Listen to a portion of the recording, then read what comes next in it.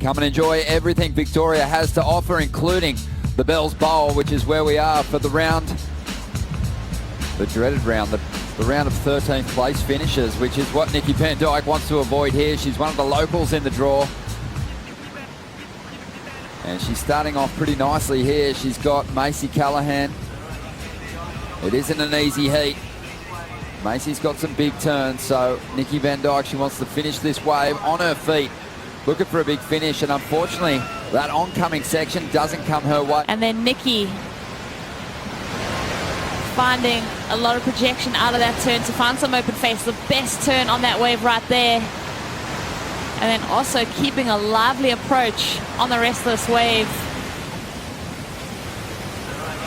You mentioned hunting down that inside section because we've earmarked it as a crucial point to add substance to your score. The head judge saying he wants to see people performing dynamic maneuvers on that inside section. Been a number of years competing at the championship tour level. And here's Macy on her first ride. Let's see what she can bring. She's had the call up with Courtney Conlog out due to injury. And she's chipping away at this one. Looking to stay on pace with Nikki. And she gets a better finish there on the inside. But Rosie, a good matchup for these two. Experience in this lineup. But in saying that, she hasn't really broken through for a big result here at Bells before. That's a great point, Ronnie. As we see Macy just lean into that rail. Smooth approach. Muscles her way through that section. That's what I like to see, that rail-to-rail transition. Keeping the speed up and the momentum flowing through that wave. So Nikki using her priority here. Let's see what she can get out of this ride.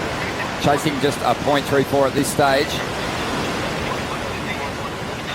To get herself into the lead, she's going to go down. You don't want to get stuck in a rut. You got something to prove if you've fallen out of the mix early in the first event of the season.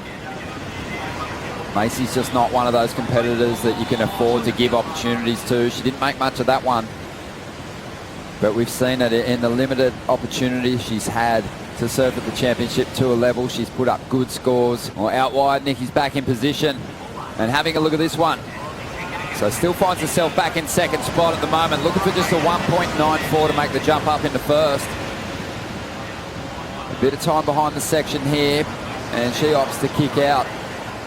Oh, it's unfortunate she didn't get to unleash a second turn. That first move, that wave offered a lot of opportunity. You could tell how it just had a slingshot to it. Well, that's right, yeah. It's always impressive when you see a teenager with limited championship tour experience playing the game so well. Macy selling Nikki on a wave that, you know, she couldn't see scoring potential on. And now she's up at the moment, trying to get rid of a 1.6. Holds that carve. Quite a tall surfer, Macy, and as a result, can really draw those turns out nicely when she gets a big open face to work with. You know, reps under their belt in the same kind of format, but beautiful opening carve there. Got a little sticky on that rail, but still managed to maintain the speed throughout this ride. And then she really digs in on this one. Could have held that rail a little bit longer, but good flow throughout this ride. Slot, she can actually get enough points to qualify. Yeah, good way to get the job done. Here we go. Nikki's up at the moment. She's now looking for a 3.57. Macy dropped a 3.23 just moments ago. And Nikki threading this wave together pretty nicely at the moment. So a number of major turns on the outside. Now looking for a big finish here. She's still got room to move. This is looking like a good ride for the Victorian. Brings this one through right to the inside. And it did fade away just a little, but the work had been done on the outside. So much flow on that wave. Loving that approach from Nikki. I think it was all set up from that deep bottom turn, coming a lot out of that whitewater section with a lot of speed. We'll watch it on the replay, but so impressed with the way she was able to link those major maneuvers. As stealthy as ever. We talk about it getting that speed. This is that big drawn out bottom turn I was talking about, and then lays it right on that rail. So low center of gravity brings her right back into this next carving maneuver. stays low and tight to that pocket and sweeps it again. Nikki just finding a lot of substance to work with here in this one. Oh, that turn right there. So impressive to see her kind of mixing up those maneuvers too. A lot of variety in those rail turns.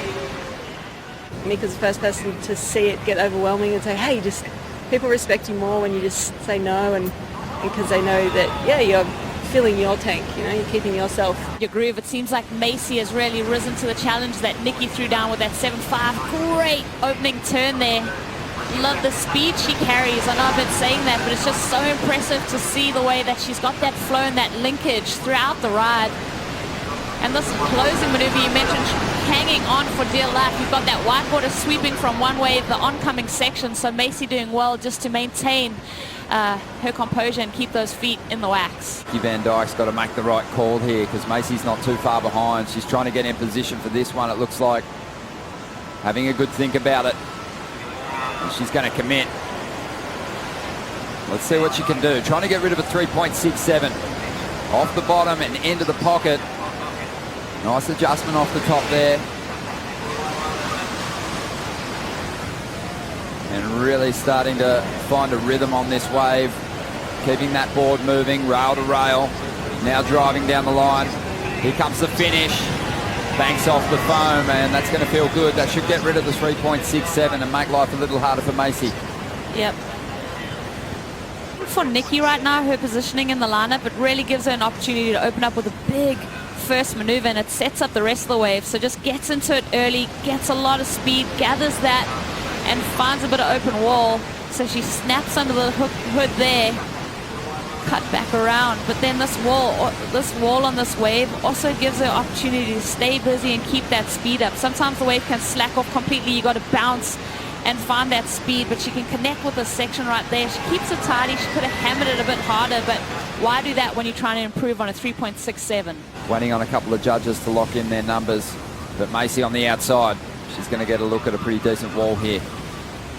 First section doesn't really stand up the way she would have liked. She goes to that cut back, and again, needs to be careful not to get too repetitious as she makes her way through to the inside here. So 4 pretty similar turns, and she knows that she's going to get out of there. Yeah. 6.33, sorry, Rosie, for Nikki Van Dijk. So the requirement has grown significantly. It's a lot to take away and learn from, but Macy's done so well. Got to find those positives. But Nikki Van Dijk, she's out of the second round. On to round 3 for her, and will keep the dream alive and wants to break out of round 3. That's the big goal for Nikki at this point in time, but a pretty solid performance, bouncing back after a couple of falls early on.